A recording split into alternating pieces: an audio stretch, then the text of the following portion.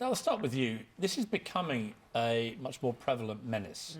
And in many ways, it's one of the most horrific ways to attack people. The damage is forever. Absolutely. I mean, when I was in the police, I dealt with domestic violence instances where men had thrown acid on women who were about to leave them. It was horrific, absolutely horrific. And what we've seen over the last few years is that gang members have now used it as a weapon of choice. Why? Well, easily accessible. Guns are extremely... thankfully, you can't get guns in this country, and if you do get guns, you have to get homemade bullets. You know, the guns aren't very accurate. They are not very, very useful to gang members.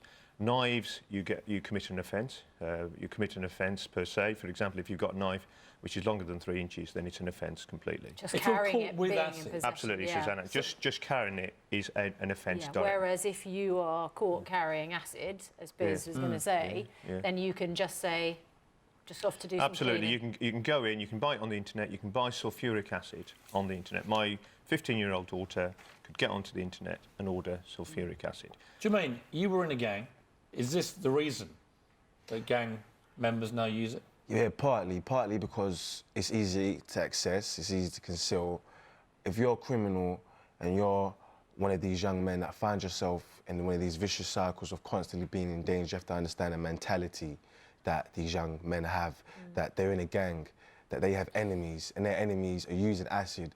So, like you were saying, for example, you can't bring a knife to a gunfight.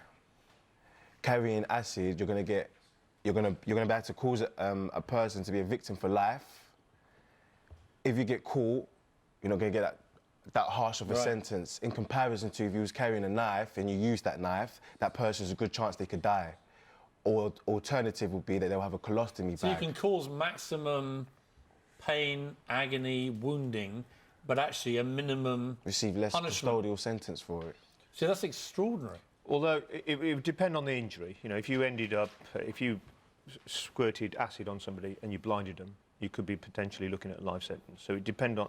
What's the answer?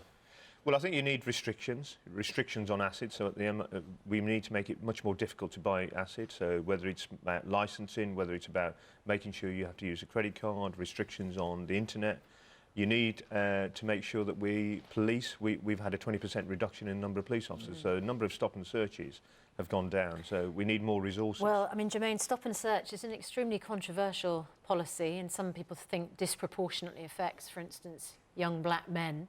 Is it time to increase stop and search and you know, focus on carrying acid as well? I've been speaking on acid attacks for over 5 years.